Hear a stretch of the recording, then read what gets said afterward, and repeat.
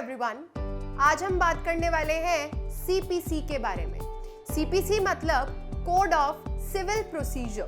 Civil procedure जहां पे procedure दिया गया है सिविल सूट्स का।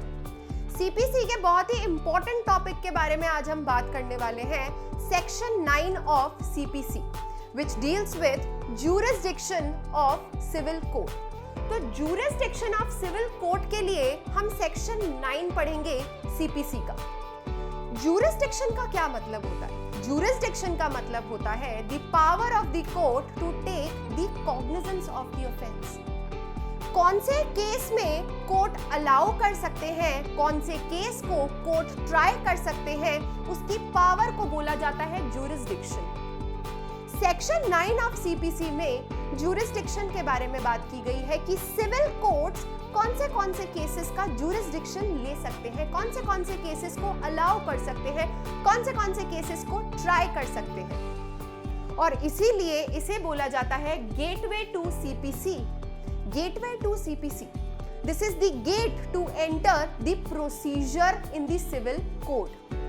सिविल कोड के अंदर सिविल सूट्स के ट्रायल के लिए, सिविल सूट्स का जो प्रोसीजर दिया गया है उसको लेने के लिए, उसकी सर्विसेज अवेल करने के लिए सबसे पहले सिविल कोर्ट को उसका ज्यूरिसडिक्शन लेना पड़ेगा। सिविल कोर्ट के पास उस केस को ट्राई करने का ज्यूरिसडिक्शन होना चाहिए।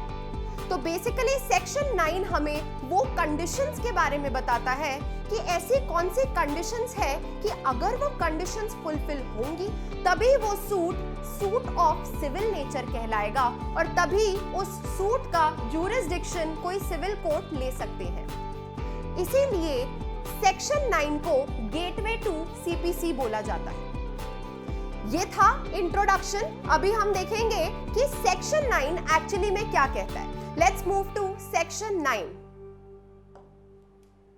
सेक्शन 9 जिसकी हेडिंग है courts to try all civil suits unless board.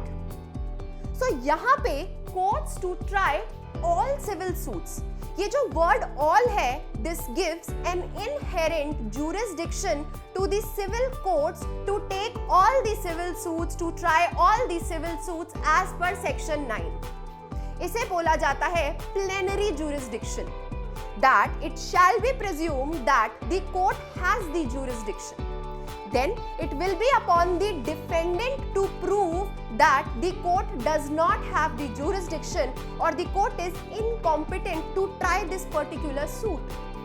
So इसे बोला जाता है plenary jurisdiction। आगे बढ़ेंगे, ये कहते हैं the court shall subject to the provisions herein contained have the jurisdiction to try all suits of civil nature excepting the suits of which their cognizance is either expressly or impliedly barred। यहाँ पे कुछ ऐसे terms हैं जिस पे हमें focus करना है। यहाँ पे जो टर्म्स हैं वो है suit of civil nature, expressly और impliedly barred. But basically section 9 ये बताते हैं कि सिविल कोर्ट्स के पास सारे सिविल सूट्स को ट्राई करने का ज्यूरिसडिक्शन है, बट अगर कोई ऐसा सूट है जो सूट ऑफ सिविल नेचर है और वो या तो एक्सप्रेसली बार्ड है या तो इम्प्लाइडली बार्ड है, इन दोनों केसेस में सिविल कोर्ट उस सूट को ट्राई नहीं कर सकते हैं। सिविल कोर्ट के पास उस सूट को ट्राई करने का ज्यूरिसडिक्शन नहीं होगा। अब ये एक्सप्रेस बार क्या है, इम्प्लाइड बार क्या है, क्या होते हैं सूट्स ऑफ सिविल नेचर, अब हमें वो देखना है। तो सबसे पहले बात करेंगे हम सूट ऑफ सिविल नेचर की। Suit of civil nature, so basically अगर मैं सिविल प्रोसीजर की बात करूं तो सूट्स दो तरीके के होते हैं। एक होते हैं प्योरली सिविल सूट्स और दूसरे होते हैं suits of civil nature.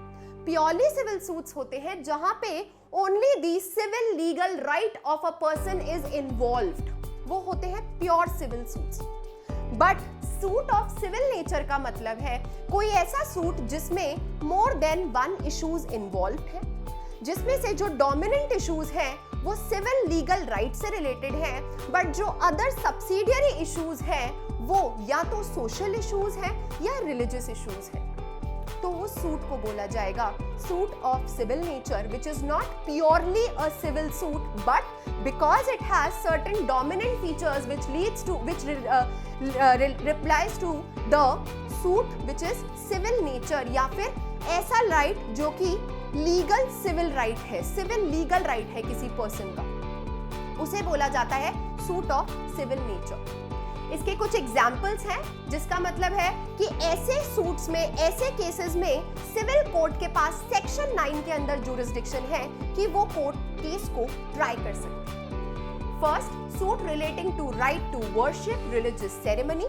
Second, suit related to recovery of arrears of rent, suit relating to damages for civil wrong, suit relating to right to property, suit relating to specific relief, or suits for declaration of title and possession, suits for office। तो ये कुछ ऐसे suits हैं जिसमें multiple issues है, कुछ issues है जो प्योरली सिविल नेचर के हैं, प्योर सिविल लीगल राइट है, और कुछ इश्यूज ऐसे हैं जो या तो रिलीजियस है या सोशल है, दैट मींस वो अदर इश्यूज में आएंगे। Next will be moving forward, suit expressly barred. Suit expressly barred, अब दो तरीके के बार्स दिए गए हैं सेक्शन 9 में। फर्स्ट इज एक्सप्रेस बार, जो सीपीसी के अंदर ही कुछ बार्स दिए गए हैं जिन्हें एक्सप्रेसली सिविल प्रोसीजर कोड में ही बार कर दिया गया है। सो बेसिकली कोई ऐसे सब्जेक्ट मैटर्स, कोई ऐसे सूट्स जिनके रिगार्डिंग सीपीसी में ही कहीं ना कहीं कोई प्रोविजन है जिसमें उन सूट्स को बार कर दिया गया है, उसे बोला जाता है एक्सप्रेस बार। और ऐसे इश्यूज का, ऐसे सूट्स का जुरिस्डिक्शन सिविल कोर्ट नहीं ले सकती है।